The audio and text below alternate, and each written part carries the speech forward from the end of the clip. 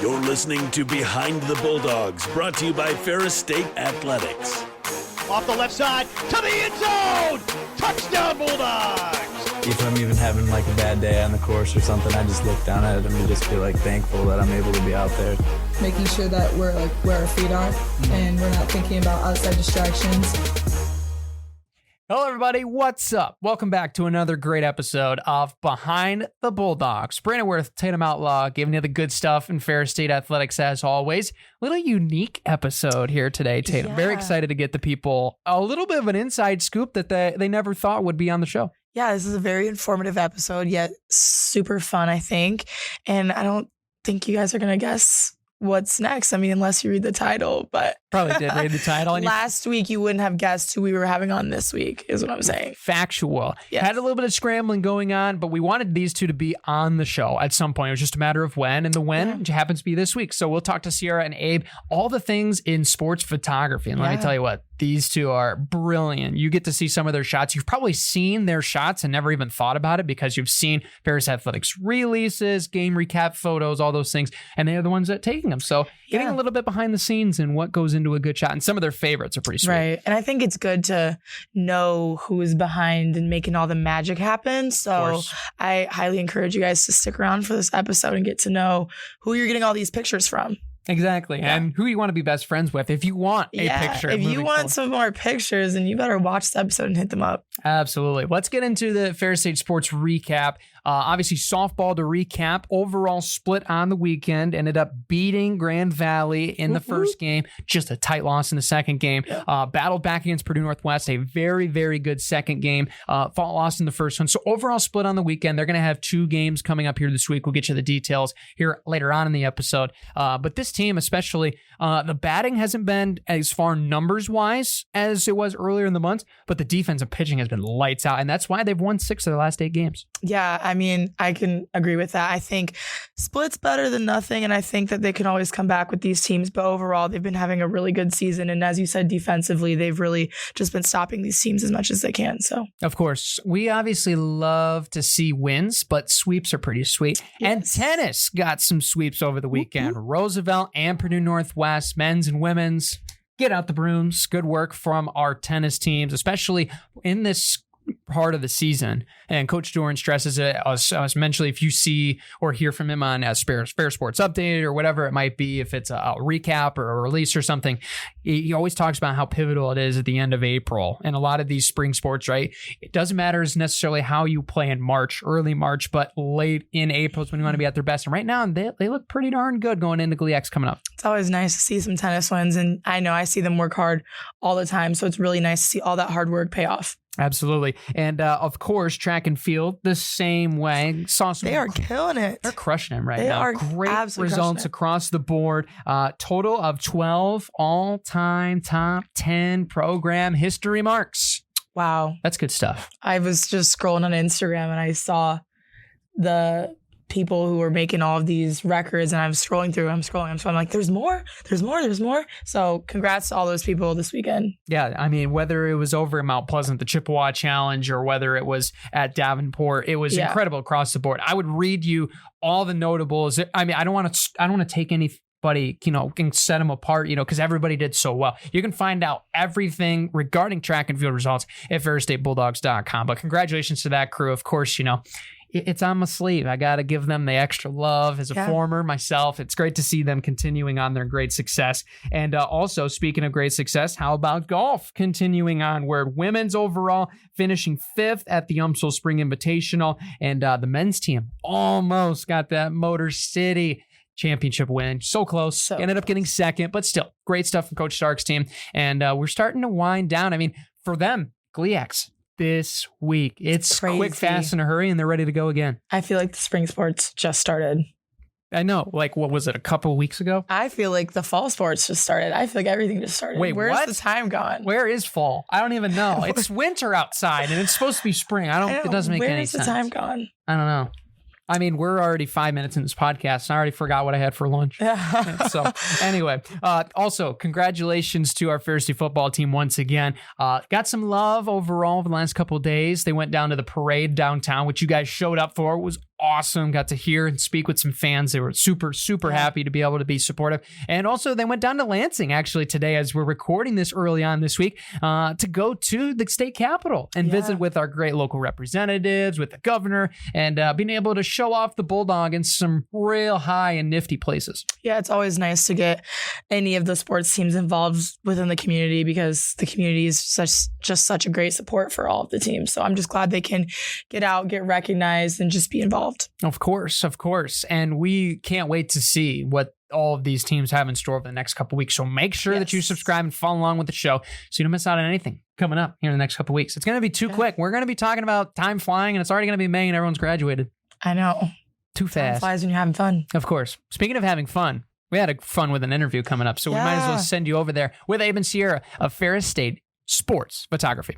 Now joining us here in the interview room, we have a pair of very special guests. Some would say athletes' best friends that they've never met. I'd say so. Yeah, we got photogs here with us, Ciara Brooks and Abe Kraus. Guys, welcome to the show. Thank you for having us. Absolutely. And we love to bring on some, support staff, especially on the show. We had Cam from Equipment back too long ago. And it's very exciting because you guys have a very pivotal role in sports and how fans observe sports, how the athletes are able to cherish their memories. What inspired you, first question, into doing sports photography initially?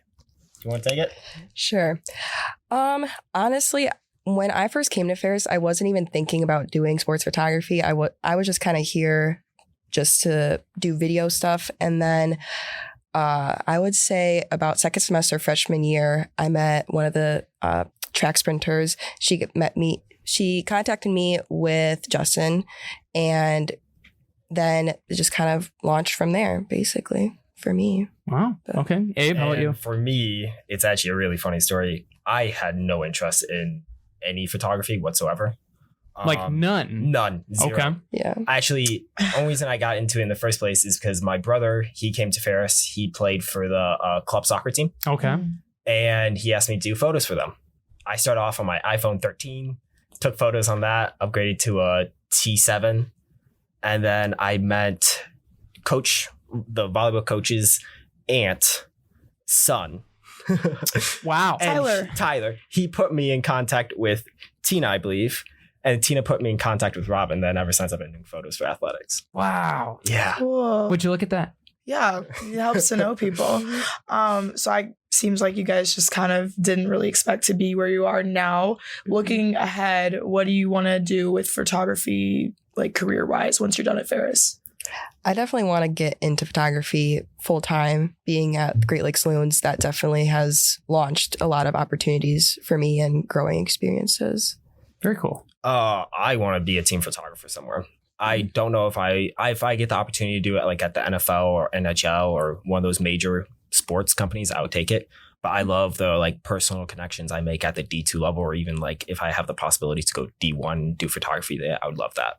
Absolutely. And it's great to have so many great talented student photographers as well. We have some great full-time photographers too that are jealous of you guys are in the chairs right now. We'll get them on later eventually. But what's the number one thing that you guys look for when you're at an event? You have the kind of some shots you might have in mind or some things you want to try. What's the number one, like kind of your thought process, the first step into the shot that you want to get for a particular game, kind of your go-to?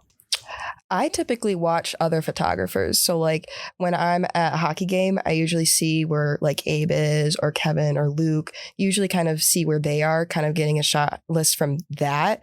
And then when I'm doing usually track, I also kind of follow like other photographers around there. Photography is just kind of like, it's just run and gun like type of thing. You just have to just kind of think on the fly really quick. Some of my best shots were just kind of like running over there really quick, taking a picture and then looking back. I'm like, oh, actually it doesn't look that bad. Sometimes the pictures, like I get like super crappy pictures, and sometimes it's when I'm just actually sitting there waiting for the shot. Yeah. So sometimes I don't know how you are, but like I get like some of my best shots when I'm just like in a rush in a way. I don't know. I followed for like my first year working, I followed Ben a lot. I know a photographer that's works here, and he taught me a lot on like location, where you should be and what you should look for in photos. And it just kind of came naturally in the sense of like locations and that. And then like shot wise, I just look for celebrations because I love getting that player expression, and it's so much fun to see that happen. Absolutely. Yeah. And we love the celebration pictures. Of course. I have to know, what's the hardest sport to photograph and what's the easiest and why?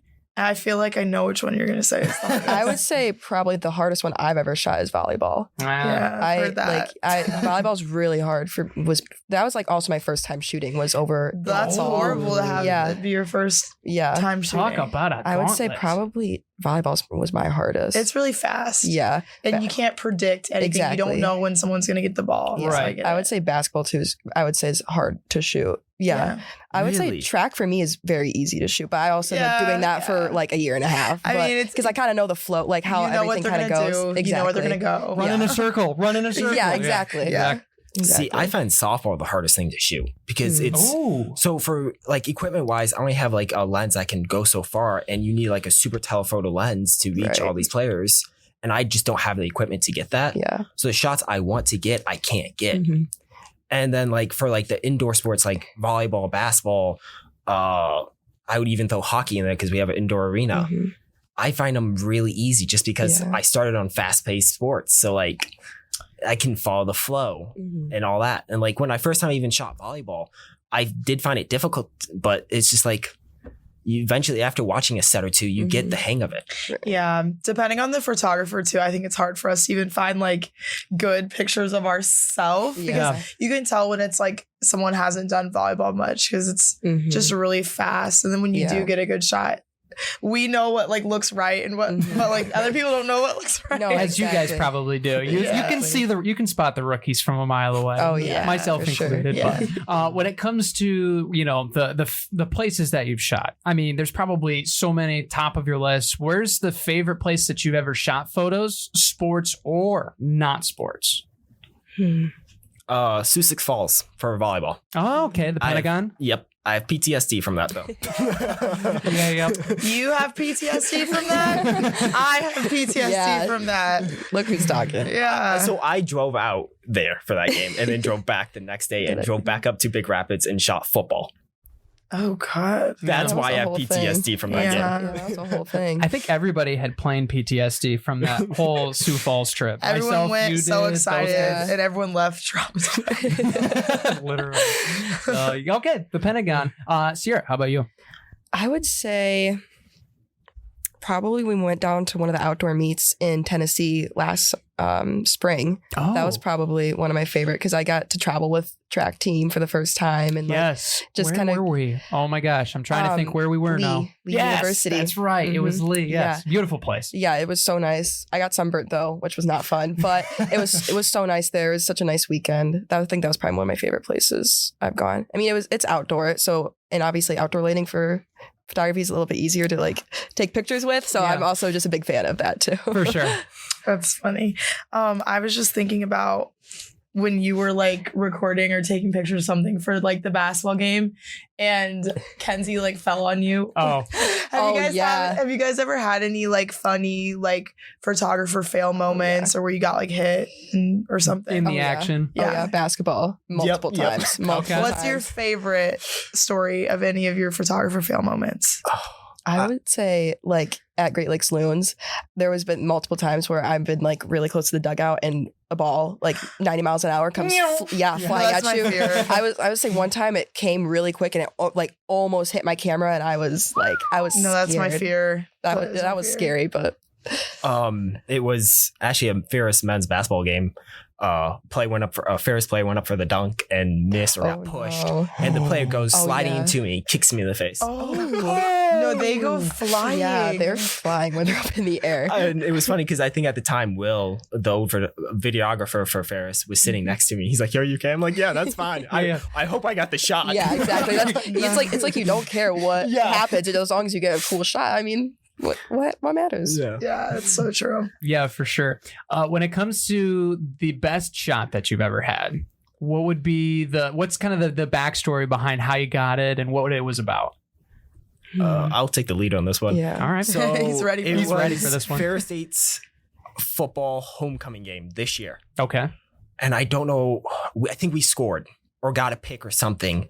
And the players were in the end zone near the student section. And I don't remember the number of the jersey or anything like that, but I have a picture of this guy dancing right in front of the student section, everyone cheering, and then there's the American flag in the background just perfectly flowing with the photo. The guy's dancing. The background's perfectly like blurred out, so like you can't really, it's blurry in the background. It's a beautiful photo. I absolutely love it. Yeah. We're gonna have to insert that in. We might have to insert that. I can send it to you guys. Please do. We'll put it in post. You probably already saw it if you're watching. You really described that so well. Like I was picturing You're just like, it too. I see it right And there. then I was picturing it. I have one from I think it was when we played in the semifinals or quarterfinals for football. It was when we got the pick 6. I think it was against Harding or Slippery Rock. Okay. And you just all three of the football players came up to me. One was posing like this. The other two had the arms around the shoulder, and they were just staring down my camera. I'm like, this is awesome. I love my job. I think I've seen that picture. Yes. Yeah, that's so Great nice. photo. All right, Ciara, you're up. You can do 2 if you'd like as well, or just one. I think first one that comes to mind was indoor GLIACs this year for track. I think I got a picture of Allie DeLost and Justin Jackson, and they were like, I think she made finals for the 60 I think dash. I've seen this picture. Yes. And she was like bawling her eyes out, and like she was hugging Lacey Zimmerman, and it was such a cute picture. Yeah. And she was like, just like, it was so nice because she was just like, I was so proud of her because she was working so hard over the season, and like I just love those. I have like just a little collection of pictures, but I think the one hugging with Jackson is probably my favorite. Yeah, that's amazing. We actually chatted with Allie and her whole comeback from injury this past year. So the emotion probably immeasurable in that photo. Exactly. Yeah. I just love those, the collection of little pictures for sure. Absolutely. That's awesome. Well, thank you guys so much for stopping by. Last question, of course, before you head out the door. What's your favorite thing about being here at Ferris State and being a Bulldog? I'll let you take the lead. I think it's just the atmosphere. When I toured Ferris, I just love the campus. I love the atmosphere. People are so welcoming versus like other schools. Ferris is small enough for me, but big enough. It's just the perfect size. I just love being a Bulldog. Awesome. I 100% agree on the size thing. It's just like you have this small little tight knit community here, and it's just, you can basically go around campus and be recognized by, or get recognized, or see someone, just talk to them with such ease. Mm-hmm. That's it's awesome. so nice. For sure. Well, thank you guys so much for stopping by, and hopefully now you'll get some more hellos from our fans, the Ferris State faithful. Thank you guys so much for coming on. Thank you for having us. Big thanks to Abe and Ciara for joining us here on the show. So glad to have them on, and not only that, to like see the work of art. I think that was really cool that we got to add the photos in. It's just a nice touch at the end of the day. For sure. I think the photographers are definitely so underappreciated, and we're always seeing these pictures. So it's really nice to like see the faces and the personality and the hard work that goes into those pictures. Exactly. I mean, some people probably didn't know what they looked like because all they pictured was the person, looking down the barrel. And that's all it is, and it's just crazy the fact that you see the shot, but you don't realize how much goes into it. I mean, the articulate thing, they have to be perfect. All of these things have to come together. They can't be clumsy like me knocking a microphone almost off the table. It's just so genuine. It's so great to have them on the show. Before you guys get going here on this episode of Behind the Bulldogs, make sure you subscribe, leave it to the Ferris State Sports Slate. What's coming up? We had our unified game, probably as you're listening to this, on Tuesday night, which of course is a great event as always. And obviously we're doing it ahead of time, but I'll bank on it. I'll say it. It was a great game. It's always a great time. It was. I'll never miss that event. It's so much fun. It's so much fun. What do we got coming up Wednesday? If you're hearing this, probably as this is released on Wednesday the 16th, Davenport is in town for softball, a doubleheader over across the street from us at the sports complex, 2 o'clock and 4 o'clock. They will also be, as of now, scheduled for Friday, April 18th. They're going to be playing at home against Wayne State. However, Mother Nature has some potential plans in store, severe weather and such. So that game might get moved. You can go to ferrisstatebulldogs.com for more information. For all of our radio folks, you're probably just like, oh, I already got through it because it's Saturday. Well, if that's the case, good for you. You can go to ferrisstatebulldogs.com no matter what. Also on Friday, we have track and field, the Al Owens Classic in Allendale at Grand Valley State. So good luck to them. Men's golf starts GLIAC Championships this week. Good luck to Coach Stark and the men's golf team. We wish you the best of luck at Augusta. Michigan, not Georgia. Of course, it would be sweet if they got to play at Augusta, Georgia. That would be real nice. Be so cool. And then men's tennis will be traveling to Detroit to play Wayne State. 10 o'clock for women's, 2 o'clock for men's. And then overall for Saturday the 19th, we have track and field for Al Owens continuing there on Saturday. Men's golf continues. Softball is slated to play at University Center / Saginaw Valley. That's where that place is located. Nobody really knows about weird. that. It is weird. Just call it Saginaw. It's Saginaw. You're over by the thumb, and you're over there. But they will be playing at 1 o'clock and 3 o'clock there against the Cardinals.